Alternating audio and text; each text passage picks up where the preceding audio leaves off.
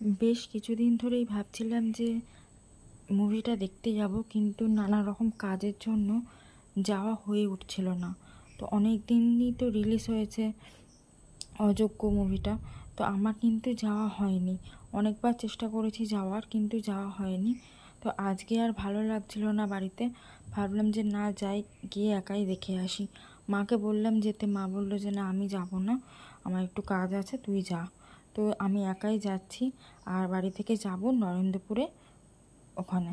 আর আমি চলে এসেছি নরেন্দ্রপুরে, ওখানেই মুভিটা দেখব।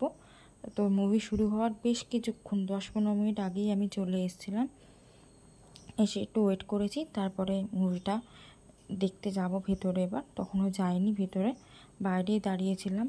আর আমি বুঝতে পারিনি যে এতটা পরিমাণে ভিড় হবে। হাউস কিন্তু একদম ফুল ছিল বলতে গেলে, কয়েকজন ছাড়া।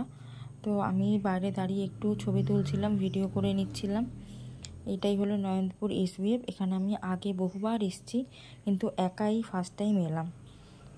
আর বসেছিলাম বাইরে, ওয়েট করছিলাম। আর এখন তো সেরকম কোনো ভিড় ছিল না, কিন্তু ঢোকার সময় বেশ ভালোই ভিড় ছিল। লোকজন কোথায় ছিল আমি জানি না। আর এই হলেই দেখবো, 1 লেখা যেখানে, এখানটাই আমি দেখবো। আর 2-এর দিকে আমি বসেছিলাম, 1-এর দিকে জায়গা ছিল না বলে। তো যাই হোক, তখনও বেশ 5 মিনিট মতন বাকি ছিল। আর এই দেখুন মানুষের ভিড়টা, একসাথে কত মানুষ এসছে এটা দেখার জন্য। কতদিন হয়ে গেছে রিলিজ হয়েছে, তো এখনও পর্যন্ত মানুষের দেখার ইচ্ছা প্রচুর পরিমাণে রয়েছে। আমার তো একবার দেখে একটুও মন ভরেনি, আমার তো মনে হচ্ছে আর একবারও দেখি। ভেতরে ঢুকে গেছি আর বসেও পড়েছি। তো কিছু ক্লিপ আমি নিয়েছি আপনাদের জন্য, তো দেখবেন। আর যারা যারা দেখেননি তাদেরকে বলবো অবশ্যই মুভিটা দেখবেন। মুভিটা এত ভালো হয়েছিল যে আমি যত বলবো তত কম বলা হবে। তো কিছু ক্লিপ নিয়েছি, ওগুলো একটু দেখুন।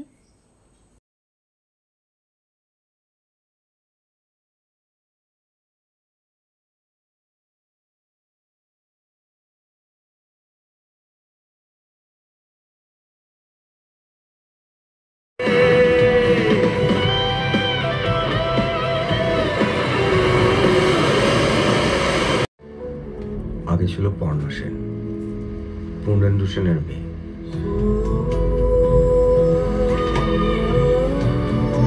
পুরনো জেদটাকে সরিয়ে প্লিজ আমার কথাগুলো শোনো। লোকে তীর্থে আসে মনের ভেতরটা পবিত্র করার জন্য। সেন পরিবারের সঙ্গে আমাদের অসম লড়াইটা আজ আর অসম নেই মা। পর্ণাকে তোমার ক্ষমা করতেই হবে মা, নইলে ওর পরিবারকে বাঁচানো যাবে না। ও খুব বিপদে আছে মা, আর্থিক, মানসিক, সব দিক থেকে।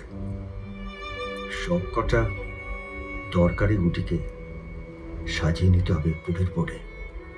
তুমি আমায় শুধু কথা দাও, পর্ণার সঙ্গে তোমার দেখা হলে তুমি রক্তিমকে কিচ্ছু বুঝতে দেবে না। ওদেরকে তুমি নতুনভাবে গ্রহণ করবে, ক্ষমা করে দেবে। দেখবে রাতে আর ঘুমের ওষুধ তোমাকে খেতে হচ্ছে না মা, প্লিজ। আমাদের এরকম কখনো। আর যতক্ষণ না শেষ হচ্ছে বীরভূমের ওই অপমানিত, ভেতর থেকে চুরমার হয়ে যাওয়া ছেলেটারও মুক্তি হবে না।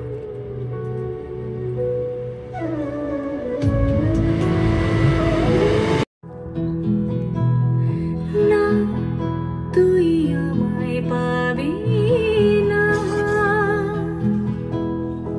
অন্ধকারে আঁকড়ে ধরেও না। এই পূর্ণ জেদে ছিল তোরই কাছেরই, আজও সব আমলি না। তুই আমার হবি না। রাক্ষসীর অভিশাপে তো রাজপুত্র ব্যাং হয়ে আছে। সত্যি কথা বলতে আমি এর মাঝখানে অনেকগুলো মুভি দেখেছি, তবে অর্ধাঙ্গিনী দেখে আমার যে অনুভূতিটা হয়েছিল, এটা দেখেও কিন্তু তার থেকে কম কিছু অনুভূতি হয়নি। মুভিটার দেখে এতটাই ভালো লাগলো, এতটাই মানে কি বলবো, আমি বিশ্লেষণ করতে পারছি না। তো সবাইকে রিকোয়েস্ট করব যারা যারা দেখেননি অবশ্যই গিয়ে দেখে আসুন। ভীষণ ভালো হয়েছে মুভিটা। তো একা দেখলাম, বেশ ভালো লাগলো। হলে সবাই 2জন 4জন 6জন করেছিল, আমি একমাত্র একা ছিলাম। তো ভিডিওটা কেমন লাগলো অবশ্যই জানাবেন, কারা কারা দেখেছেন সবাই কমেন্ট করে জানাবেন। তো দেখতে দেখতে সন্ধে হয়ে গিয়েছিল, তারপরে চলে এসেছি বাড়িতে।